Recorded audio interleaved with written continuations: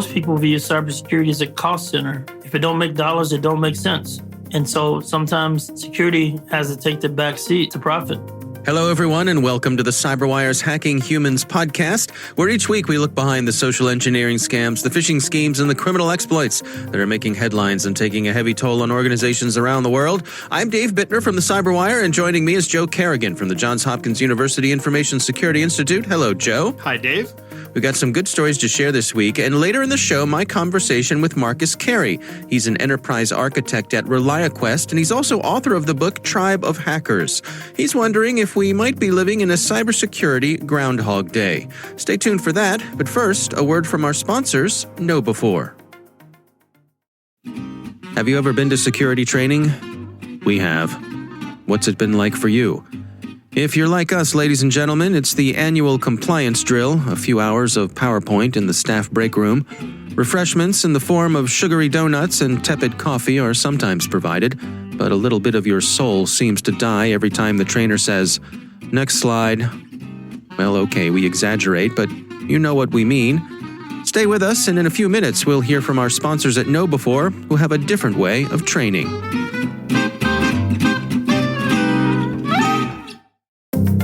And we are back. Joe, before we get going, we have some follow-up. Yes. There was a gent on Twitter who took issue with a couple of things that we said in recent shows. How do we respond here? Both of his comments come from the Wallet Inspector episode, which I think is like 3 episodes ago from this one. First, he says, Joe's discussion of the biometrics missed the listener's point, I think.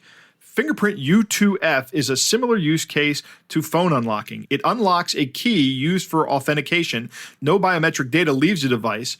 If you're already using your fingerprint to unlock your device, there is zero additional risk of losing fingerprint data to using it with U2F for other services. I agree there is no additional risk to unlocking your universal two-factor app on your phone if you're already using that to unlock your phone.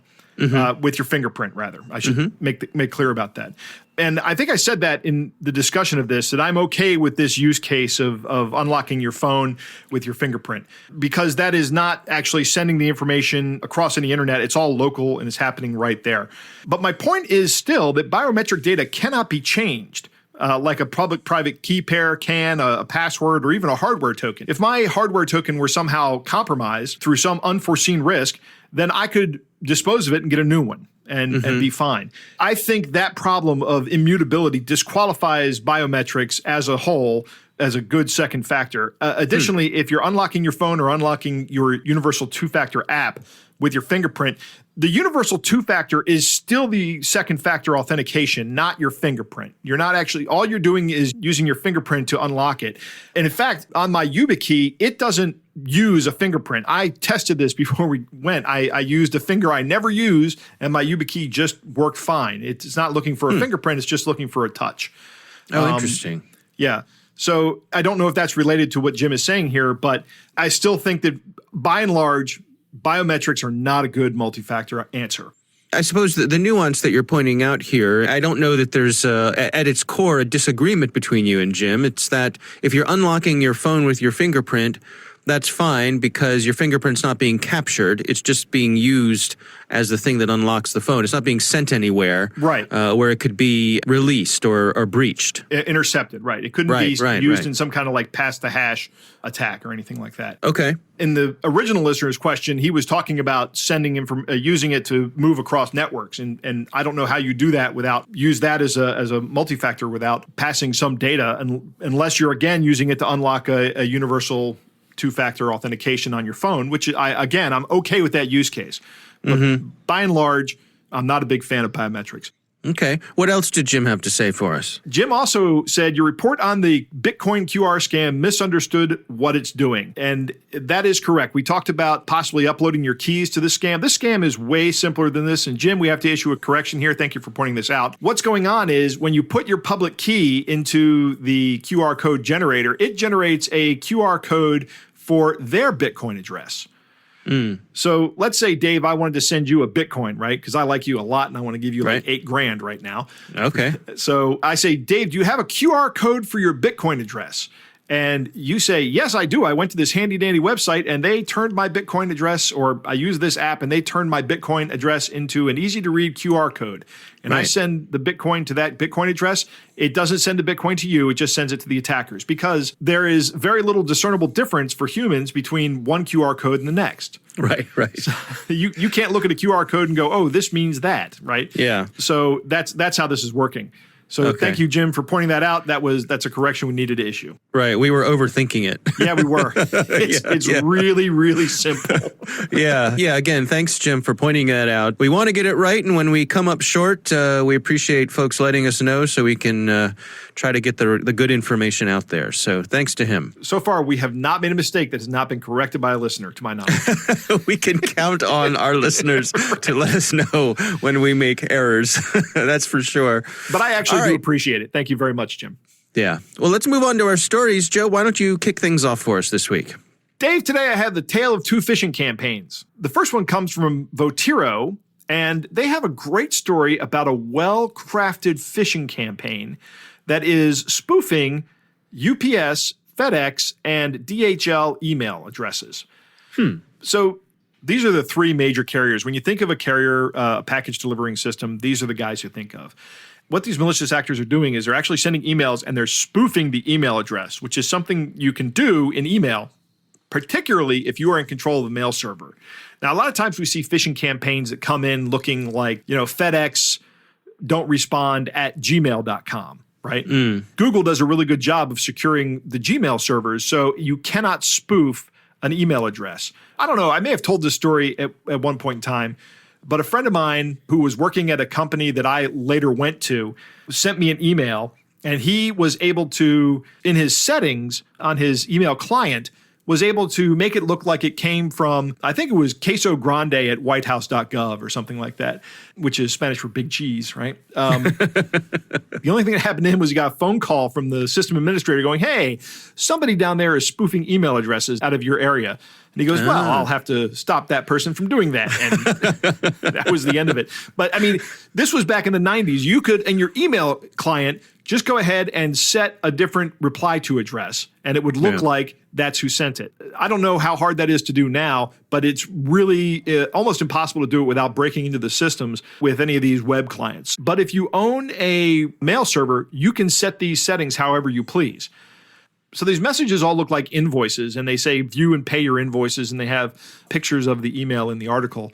We'll put a link in the show notes. And when you open the attachment is a malicious Excel file that then runs a PowerShell script in hidden mode, and that PowerShell script downloads and installs the Drydex ransomware, which is bad news, right? So now you got ransomware. What's really interesting about this is that Votiro says the Phishers are using a tool called Evil Clippy to hide the macro. Is there any other kind of Clippy? Good question, Dave. Right. And they have a link in the article about to Evil Clippy. You can go right out to GitHub and get this tool. And what it is, it's a tool that hides and obfuscates the malicious code in a Microsoft Office document. So even if you do static analysis on it, or you have some kind of automated process to look at it, you may not catch the maliciousness of this attachment. So these guys have gone through a lot of effort here, and they've probably set up their own mail server so that they can spoof email addresses. They've used a really good tool for hiding macros in Office documents, and they're sending out what seems like innocuous stuff, like an invoice from UPS. And if it's coming from a UPS address, we always say check the sending address before you click on the link. If you check the sending address and that was your only form of protection, you might very well run this ransomware. Again, another thing you can do to protect your organization is make sure that users don't have access to PowerShell. If a user can't start a PowerShell script, that might protect against this. I don't know about the internal workings about this, but of this particular campaign and this particular malware, but I would imagine that setting a policy so that users can't run PowerShell, because most users do not need to run PowerShell, and it is an incredibly powerful tool that Microsoft has developed. It's really good, but most users don't need it. So just disable it for people. One other interesting aspect about this campaign is that in the DHL phishing emails, they purport to come from a person who actually has a LinkedIn account where he's listed as a supervisor at DHL.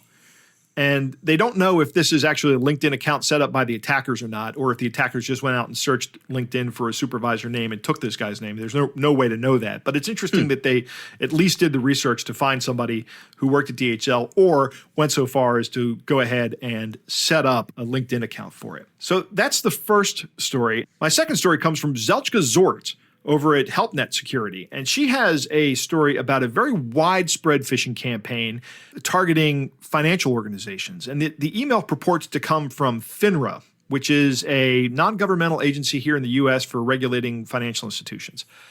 And it says that it's coming from two guys named Bill Woman and Josh Drobnik. And if you go to FINRA's website, there are two guys named Bill Woman and Josh Drobnik who are actually VPs at FINRA. And the email came from broker-finra.org. So these guys went out and they bought up a domain that was broker.finra.org. And the email could contain one of three things. It could contain a malicious attachment or a malicious link or a PDF that would direct a user to a website to steal their Microsoft credentials, their Microsoft Office and their SharePoint passwords. Or it could just be a way to elicit a response. You know, they send this thing in and go, hey, I need some, I'm going to send you a document, and they essentially establish a rapport. This is actually kind of another, I would say, more sophisticated socially than technically. I'm going to go out and I'm going to find two guys that you probably know or you've probably heard of, or if you haven't heard of them, you can verify who they are. And I'm going to send you a link from a similar looking URL or a similar looking email address, rather, I should say, domain name, and hopefully establish some rapport in eliciting a response from you, and then I'm going to send you a malicious payload. I chose these two stories because I think they kind of show two sides of, I'm going to say 20-sided die of phishing. I would say coin, but there is no way that there's only two ways to do this. Right. You got yourself a D20. Right. Yeah, exactly. And I think these are two very different ways of going about it, but it's fascinating that these are very effective phishing techniques. One where they impersonate people or say, just pretend to be people that they aren't, that actually exist. And the other where they actually go through all this effort of just saying, hey, here's your invoice, but there's a lot of effort behind before they sent that email out. Well, and I think it sort of reflects that trend that we've been seeing certainly over the last year and I guess a little bit longer, where the scammers are putting the work in. They're putting the effort in. This isn't like the old days of spamming where it's just sort of a spray and pray kind of thing. These folks, they see that they get a return on their investment. Yeah, they're making a business decision here. It's definitely becoming the case that people are a little bit more leery of like the Nigerian prince scams. That kind of stuff almost is noise now. But when somebody targets you with specific information relative to what you do for a living and invokes the name of some regulatory authority, that's very powerful. And you're right. They are targeting this, and they're doing their research. They're coming up with a good plan, and then they're executing that plan, and it's somewhat effective. Yeah, absolutely. And even if it's only somewhat effective, it's very profitable. Sure. Yeah.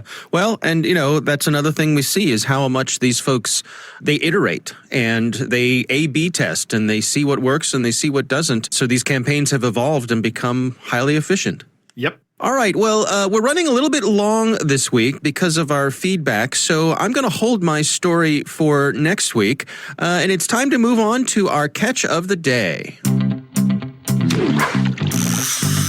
Our catch of the day comes from a Reddit user, Violet Vere, and this is a back and forth between a scammer and this user. Joe, I will play the part of the scammer. It starts off like this. Hello, baby. Will you be my sugar baby? LMAO. This is a scam, right? No, baby. Okay, send me some money so I know you're for real, and then we can talk. I'm not dumb. Money is the problem, baby. How so? Can't have a sugar baby without money. Good. Where are you from, baby? Don't change the subject. I think we should know each other, right? Yeah, but I'm not going to give a random Instagram account all of my info unless I know they aren't effing with me. Okay, baby. Where are you from, baby? I'm going to block you unless you send some money over. Can't trust you till I see that. Okay, baby. I want you to trust me. I'm a man of my word. Good to hear it. How old are you, baby? None ya, but I'm legal. All I want right now is a good conversation, like me having someone to talk to, and make me smile while I also take good care of your needs and get your bills settled and I will be giving you a good weekly allowance. How much weekly? I have expensive tastes, love. $2,000. You're effing with me, dude. That's so much money. How do you make a living then? Tell me about your job. I'm a building contractor for the government, baby. What about you, baby? I work in fast food management. That's cool. Yeah, it's all right. How old are you? Send me $100 and I'll tell you. That money is effing small. WTF, I have a lot of money to spoil you, baby. I would accept more than that. I will make you happy. Okay, money is not my problem. All right, let's see it then. That's what most ladies do to me after getting the payment. They don't reply to me anymore. They go for another daddy, hun. I don't really have any other options, LMAO. Trust me, I'll stick around if you prove you're real. That's the whole point. Okay, baby. Do you use PayPal? Yes. Let me have your PayPal link right now. And then she has sent something along, and it is, she, of course, very smartly graded out here, so we can't see it. I have no way to make transactions directly to PayPal because I'm on a business trip right now, and all my cards are on hold. So make the transaction through my Google account, and your payment is on pending. That's why the card is needed to complete the transaction. You're on a business trip during a global pandemic? All you need right now is an E-code on a Google Play card to activate, then complete the transaction right now, immediately. Oh boy, you're definitely scamming me. No, I'm not gonna hurt you or steal anything from you, baby. So what exactly do I have to do? Because that's a strange way to pay someone. All you need to do right now is to get an E-code on Google Play cards, so I can use it to activate, then complete the transaction immediately. You got it. You will receive the money in your PayPal account right now. That's not how PayPal works. I have no way to make transactions directly to PayPal because I'm on a business trip right now and all my cards are on hold. So I'll make the transaction through my Google account and your payment is on pending. That's why the card is needed to complete the transaction. Okay, but I have to pay money for the card, though. That sounds like a scam. Also, I have none. You can get one at the nearby store. Yeah, but I'm broke and I don't want a gift card. You can pay me using Zelle, Cash App, Venmo, or PayPal. She's giving him every option in the book, Dave. But I'm not falling for a gift card scam. At my age, why on earth would I be scamming young ladies on social media? My mom is literally a cybersecurity analyst, dude. I'm not falling for it. I know how distressed and hurt you must be feeling right now, but I want to use this medium to tell you that the payment will be made into your PayPal account once you go get the cards. And how much money exactly will I be spending on it? Because I'm broke. No money. 14 cents in my bank account. Just $50. Nah, I don't have that. Trust is the easiest thing in the world to lose and the hardest thing in the world to get back. To dream anything that you want to dream, that's the beauty of the human mind. To do anything that you want to do, that is the strength of the human will. To trust yourself, to test your limits, that is the courage. To trust is the easiest thing in the world to lose and the hardest thing to get back.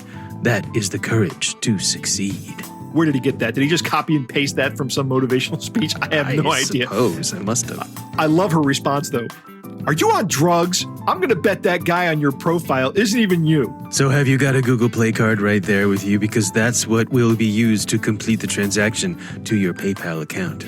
WTF. No, LMAO. The choice is yours, baby. Take your damn cards off hold and use PayPal or I'm blocking you. Okay, no thanks for the words. Ha! I knew it. Get a life. Why are you video calling me? I want to see you. LOL. After that whole botman malfunction, you're going to pull that? Bye. Dude, I'm not falling for your scam. Okay, baby. Bye. KK. But I promise I won't let you down. If you video chat me and you look like the guy in your pics, I may reconsider, but not with his Google Play. Okay, let's video call. KK? Well, that didn't work in your favor at all. What do you mean? I didn't see you. OMG. OMG what? Did I stutter? Bye. I found another baby. You are very rude. I'm glad. And scene. Right. This is marvelous. I love this. I actually chatted with her on Reddit, and one of the things she says in the post is that she wasted an hour of this guy's time. So that's an hour of time that he didn't spend scamming some vulnerable person. So good work, Violet. That was really good. I love that. I love that scam baiting. All right. Well, that is our catch of the day. Coming up next, my conversation with Marcus Carey. He is an enterprise architect at ReliaQuest. He's also the author of the book Tribe of Hackers, and he wonders if we're living in a cybersecurity groundhog day. Stay tuned for that, but first, a word from our sponsors, KnowBe4. And now back to that question we asked earlier about training. Our sponsors at KnowBe4 want to spring you from that break room with new school security awareness training. They've got the world's largest security awareness training library, and its content is always fresh. KnowBe4 delivers interactive, engaging training on demand. It's done through the browser and supplemented with frequent simulated social engineering attacks by email, phone, and text. Pick your categories to suit your business. Operate internationally? KnowBe4 delivers convincing, real-world proven templates in 24 languages. And wherever you are, be sure to stay on top of the latest news and information to protect your organization with KnowBe4's weekly Cyber Heist News. We read it, and we think you'll find it valuable too. Sign up for Cyber Heist News at knowbe4.com/news. That's knowbe4.com/news.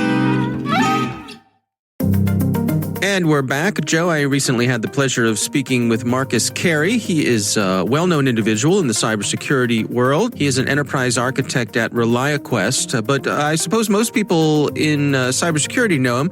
He's the author of the book Tribe of Hackers, which has actually been turned into a series of books. And our conversation sort of centered on this notion whether or not we could be living in a cybersecurity groundhog day. Here's my conversation with Marcus Carey.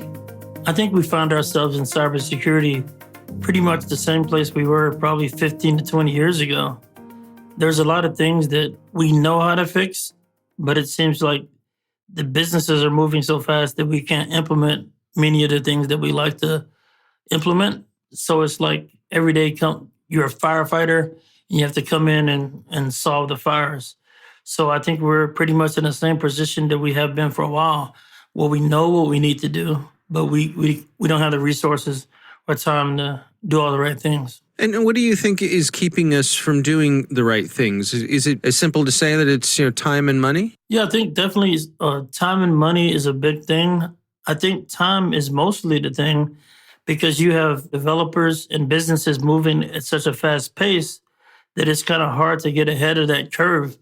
And at the end of the day, most people view cybersecurity as a cost center. If it don't make dollars, it don't make sense. And so sometimes security has to take the back seat to profit. And so what sort of adjustments do you think organizations need to make to get a better handle on this? I think by incorporating security into the pipeline per se, making security a part of the everyday routine and building in security, you're seeing a lot of automation and things that make that possible.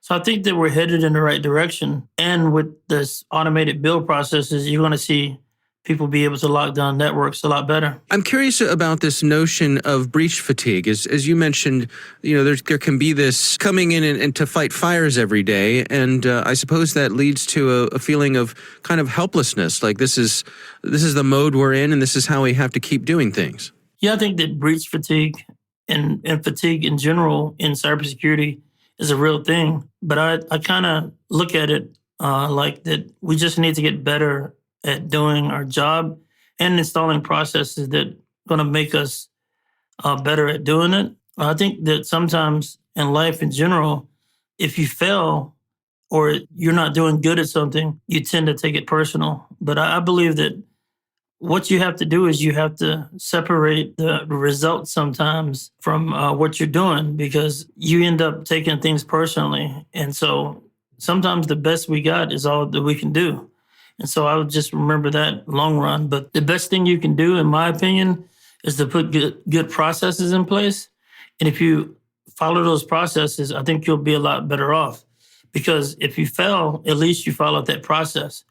What happens is when we're all over the place and not focusing and trying something different every time, then we fail and we're not making any progress whatsoever. So I'm a proponent of putting in the right processes, and then over time you're going to get better. And don't take it personal when you fail. What sort of approach do you take when it comes to being a leader? With the folks that you work with, the people that you mentor, how do you approach that? How do you provide that strong leadership? When it comes to leadership, I'm former military, so I'm kind of biased. I kind of think that when you're a leader, you have to have credibility. And one of the things that people always say is, I wouldn't want, you to do anything that I wouldn't do myself. And so I think that that's definitely a thing. So if people can see you leading by example and you going out there and you're leading by example, and another thing you want to do as a leader is you want to protect your people as well. So always do right by your people. Don't throw them under the bus when things go bad. And again, just lead them and kind of show them the right way. And then what you'll see is that they'll reciprocate and they're going to help you out and you're going to learn from them. And so I think that leadership and leading people is cyclical, meaning that I have a philosophy now that I wouldn't want to hire anyone that I can envision myself working for. Because essentially as a leader, you're actually working for everybody that you're leading, right?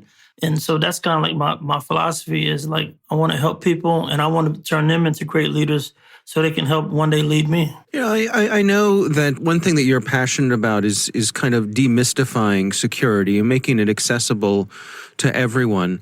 What are some of your efforts there, and why do you think that's an important thing to pursue? Well, I think in life in general, we tend to, if I'm good at something, sometimes we tend to hoard that information, and that's not good for us overall. So when I look at cybersecurity, I look at it like a Hippocratic oath situation where I'm supposed to make stuff better, and I want to help people be more secure.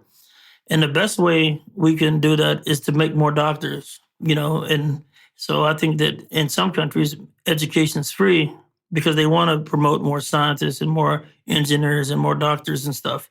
So I kind of look at the same way as far as cybersecurity.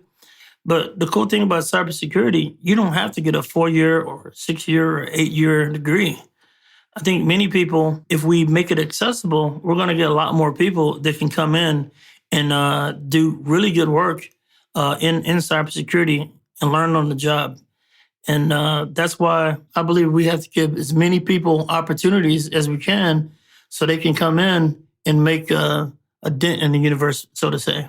Yeah, I want to touch on your book, which is titled Tribe of Hackers, and it certainly has made a splash within the cybersecurity community itself. Can you tell us what prompted you to create the book? So a while ago, I was actually encouraged by a book called Tribe of Mentors by Tim Ferriss. And it was actually a really good book.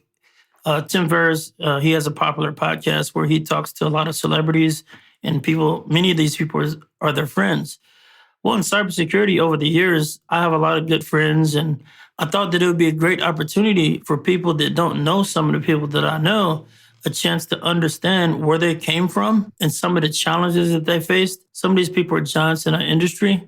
I just wanted to allow people to get a chance to see what was on their mind and what they came from. Yeah, and one of the things that impresses me about the book is the breadth of folks that you talk to. There's a whole different range of experiences, lots of things to learn from. Absolutely. And I think that what happens in life in general, as we have more experience with things, our views change. And sometimes we can be new to a particular thing and we have a different opinion, and that opinion is valid as well. Sometimes as you get older, you might get jaded. So sometimes you get older, you get wiser. There's all kind of different things that shape our opinions. And even that book the questions went out about 2 years ago in that book. And even now, I've even changed my opinion on some of the things that I actually answered in the book. So I think that having that diversity worked out really well because we had people from all different backgrounds, genders, cultures, and they all gave their opinion.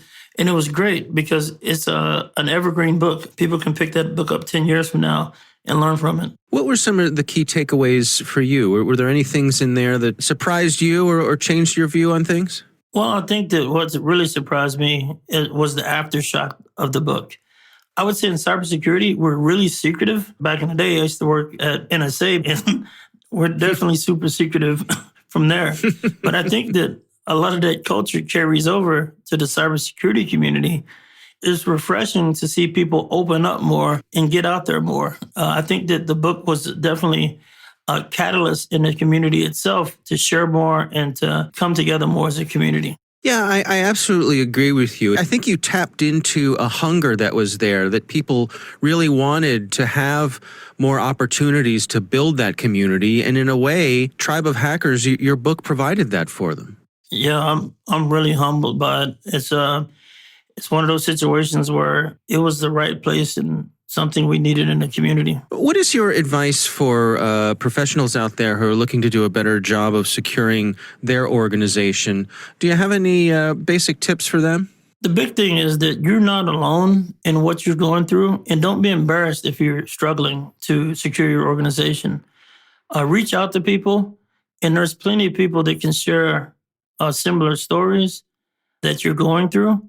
I just wanted to let you know you're not alone. And those pressures and that stress that you have, it would be better if you just uncompress, talk to other people about how they're solving the problems. And most importantly, what systems are they putting in place to help better secure their organization? All right, Joe, what do you think? That's an interesting take on things. Whether we're in a cybersecurity groundhog day or whether we have to be in a firefighter mentality. I don't think those two things are the same. In a groundhog day, that kind of implies that we're making the same mistakes over and over and over again. And I think that actually we have made some progress. I think the firefighter analogy is a much better analogy. That one resonates with you? Yeah, that one resonates with me better because, firefighters go to do their job every day, and they know there are going to be fires. That's going to happen. There's no shortage of kitchen fires. In fact, that's the number one cause of fires, or at least according to my brother, who works with the Montgomery County Fire Department. And he and I talk about this kind of stuff frequently. There's not going to be a stop to fires. A new requirement in houses now is to have sprinkler systems in a house. That's a good system to have in a house. My house doesn't have a sprinkler system in it because it's 52 years old. But when I go to my daughter's house, it's newer. They have sprinkler systems in it. So that's kind of analogous to the security situation. 20 years ago, when I got high-speed internet service at the house, the very first thing I had to do was I had to put my own firewall on the inside of that because there was no built-in firewall in my router because it wasn't even a router. It was just a cable modem. There were reports of people just hooking their computer directly to their cable modem and then being able to browse their neighbors' PCs because they were all essentially the same network. That doesn't happen anymore because now all of our cable modems are essentially routers. And that's the same kind of mentality. And that's happening a lot faster in cybersecurity than it is happening in the fire prevention realm. So I think the firefighter analogy fits us better than Groundhog Day. But when it comes to social engineering attacks, that's where I think we're dealing with a Groundhog Day kind of situation. One of the things that my brother says about kitchen fires is the thing they hear frequently is, I put some bacon on the stove and I forgot about it, right? That's the equivalent of, I thought the link was legitimate and I clicked on it, right? It's the same kind of thing. Well, it's a situation of neglect, right? Yeah, it's a carelessness. I wouldn't say neglect. I'd say inattentiveness, perhaps. Right, exactly. Marcus makes a good point about security taking a back seat to profit. Too many people view security as a cost. That's a cost center in a business. It doesn't necessarily show any benefits. And you know what? I'm not entirely sure that that's not a correct way of looking at it. In terms of, obviously, I want you to have good cybersecurity practices, but there are no consequences for having bad cybersecurity practices, right? Like, for example, the Target breach or any of these other major breaches we've seen, there are no consequences for these things, for companies. They don't see any benefit to it. Maybe this is something for regulation, or hopefully this is something that consumers will decide for themselves, but I don't see that happening. I think there's going to have to be some kind of regulation that penalizes companies stiffly for failing to keep their customers' data safe. Automation is going to take us a long way, but it's not going to be a panacea. The biggest problem is still going to be the people, which is why we have this podcast, right? Marcus is right about failing. It's important to realize that failure is going to happen in this field. And it's an opportunity to learn. Exactly. It is an opportunity to learn. And what is important is how you handle that failure and how you respond to it. And I think Marcus's biggest point, and the point of most of his books here, is that cybersecurity professionals should not be protective of their information. I don't think anybody should be protective of their information or unwilling to share their knowledge with people in their field. I think that's counterproductive. And I think that being unwilling to share your knowledge in the field is a non-starter for me. Marcus made the point that when he interviews somebody, he wants to see how well he would like working for that person. One of the things that I go through when I'm interviewing people is I like to see how open they are with sharing information and their methods and their thinking about things. And I have a personal story about this. One time when I was still working in development, I got put on a new team where we were doing development with a framework that I was absolutely not familiar with. And the person who was leading the development was absolutely unhelpful in any of my questions and understanding the paradigm. When I would ask a question, the person would do things like send me a link to let me Google that for you, right? Oh, nice. Yeah, right. Which is not a way to conduct yourself in a development team when somebody who's new to the project has questions, right? That is going to happen, and that is new people are always going to have questions, and it's imperative, whatever your business is, that you are, and every member of your team is willing to help that person come up to speed as quickly as possible. And if I thought that an interview subject was going to be that kind of a person where they're not going to share their information or they're going to say, just go Google it and I'm not going to help you, then no, I'm not going to hire that person. That's a person I don't hire, because this has to happen organically and in a team environment, and everybody has to be a good team player. And this, I think, is the single most important thing in a team player, is how willing they are to share their information and their skills. Yeah, and you have to nurture that environment where people feel safe to ask those questions. Right. Because otherwise those questions go unanswered, and then bad things can happen. Absolutely. Simply because people are afraid they're going to look dumb, or they're going to get ridiculed or made to feel foolish for just asking a question. And that's not helpful. No, it is not. Well, our thanks to Marcus Carey for joining us. Again, the series of books, it's called The Tribe of Hackers. Well worth your time, so do check those out, and we appreciate him taking the time for us. And of course, we thank all of you for taking the time to listen to our show, and we want to thank our sponsors, KnowBe4. They are the social engineering experts and the pioneers of new school security awareness training. Be sure to take advantage of their free phishing test, which you can find at knowbe4.com/fishtest. Think of KnowBe4 for your security training. Thanks to the Johns Hopkins University Information Security Institute for their participation. You can learn more at isi.jhu.edu. The Hacking Humans podcast is proudly produced in Maryland at the startup studios of Data Tribe, where they're co-building the next generation of cybersecurity teams and technologies. Our coordinating producer is Jennifer Iben. Our executive editor is Peter Kilpie. I'm Dave Bittner. And I'm Joe Kerrigan. Thanks for listening.